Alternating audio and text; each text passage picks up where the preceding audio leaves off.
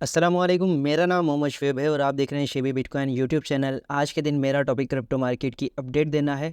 Bitcoin और Ethereum का analysis करना है। मार्केट क्यों पंप कर रही है और कहां तक पंप करेगी, इन चीज़ों को एनालाइज करेंगे।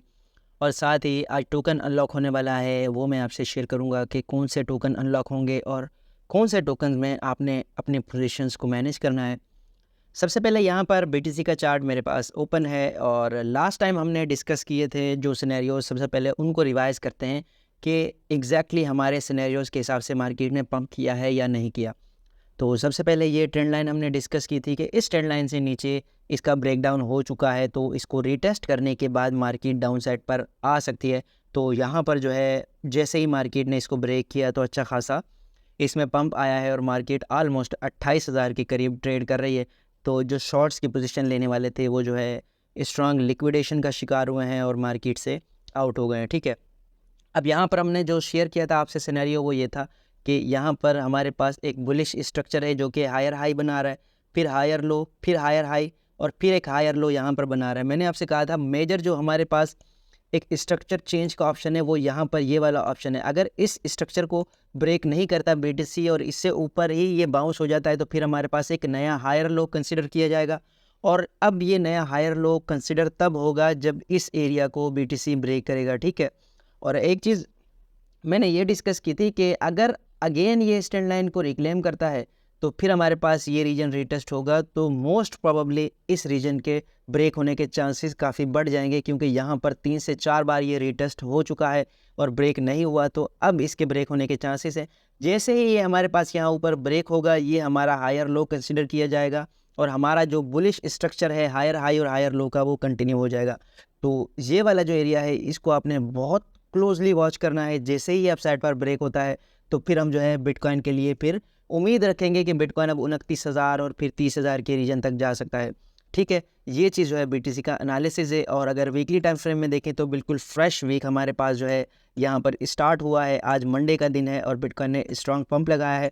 लेकिन आमतौर पर जो मंडे का हमारे पास हाई और लो होता है वो मैनिपुलेशन भी होती है, तो आपने इस चीज़ से लाजमी अवेयर रहना है कि BTC जो है एक दो दिनों में कहाँ पर ट्रेड करता है, इस ट्रेंड लाइन से ऊपर स्टेबल भी रहता है या नहीं रहता। और साथ में एक और मुझे ये सोच आ रही थी कि अभी कल परसों SEC के पास जुम्मे वाले दिन जो है आखिरी दिन था कि वो अदालत में ग्रे स्केल के ख़िलाफ़ जो है अपील करता, लेकिन उसने नहीं की, तो वीकेंड की वजह से उसका इम्पैक्ट हमें नज़र नहीं आया। लेकिन यहाँ पर वीकेंड जैसे ही ख़त्म हुआ मंडे के दिन हमें अच्छा खासा इम्पैक्ट नज़र आया है, तो ये उस न्यूज़ की वजह से भी हो सकता है। और बिटकॉइन की लिक्विडेशन की बात करें तो यहाँ पर फ़िलहाल लॉन्ग की जितने भी लिक्विडेशंस थी वो सारी के सारी मार्केट से आउट कर दी गई हैं। जो भी शॉर्टर्स थे मार्केट में वो अब मार्केट से या तो लिक्विडेट हो गए हैं या फिर आउट हो गए हैं। और यहाँ पर अब BTC अगर ऊपर जाएगा तो इसके पास कोई इतनी ज़्यादा ख़ास लिक्विडिटी मौजूद नहीं है, सिर्फ $100 मिलियन की लिक्विडिटी मौजूद है अगर 29,000 के एरिया तक भी जाता है। लेकिन अगर आप लॉन्ग पोजीशन वालों को देखें तो यहाँ से लेकर फिर यहाँ पर टोटल जो इनकी अमाउंट बनती है वो $500 मिलियन से ज़्यादा की बनती है, यानी नीचे की तरफ काफ़ी ज़्यादा लिक्विडिटी मौजूद है। तो इतने ज़्यादा लोगों को मार्केट मेकर कभी भी प्रॉफिट नहीं देता, तो जो ऊपर जाने की प्रोबेबिलिटी है यहाँ पर हमारी कम हो जाती है लिक्विडेशन मैप के हवाले से।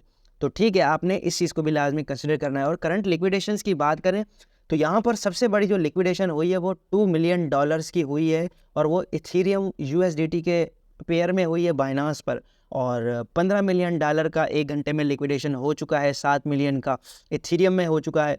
तो इस तरह से जो है मार्केट को एकदम से पंप करके मैनिपुलेट किया गया है। और यहाँ पर अगर देखें तो सबसे बड़ी जो मैनिपुलेशन हुई है यहाँ पर $1.70 मिलियन की हुई है BTC में, BTC USDT में अभी इस टाइम पर 8:42 पर।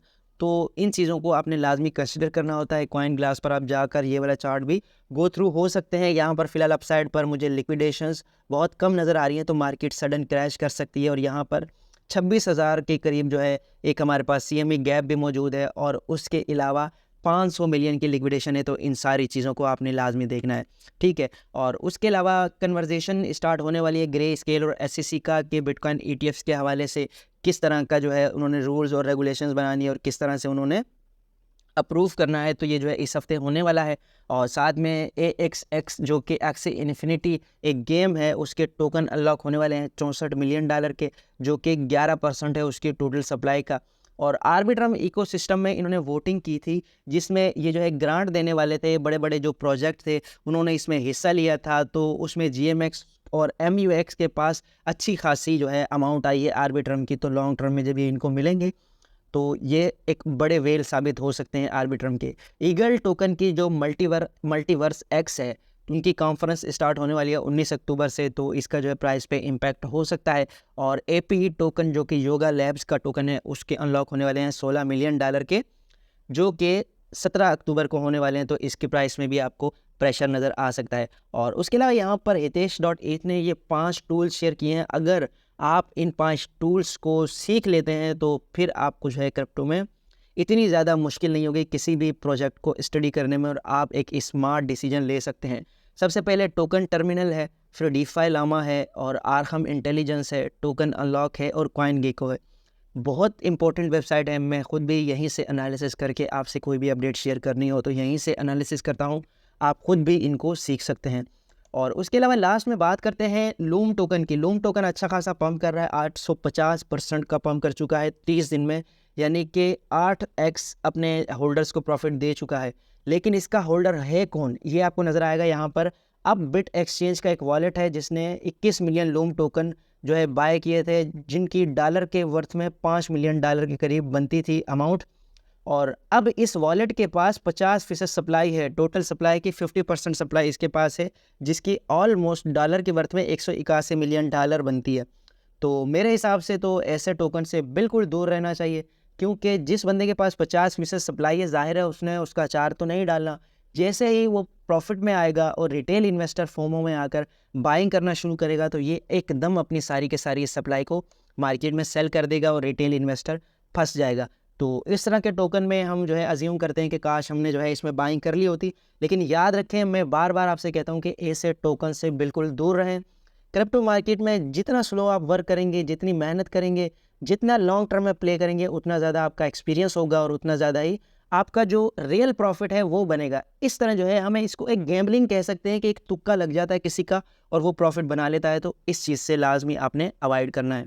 अच्छा, लास्ट में मैं टोकन अनलॉक के बारे में आपसे बात करूं। इस हफ्ते 4 बड़े प्रोजेक्ट हैं जिनके अनलॉक होने वाले हैं। ऑलमोस्ट $87 मिलियन का अनलॉक है, जिसमें APE टोकन है, एक्स इन्फिनिटी, ID टोकन और CTSI टोकन है।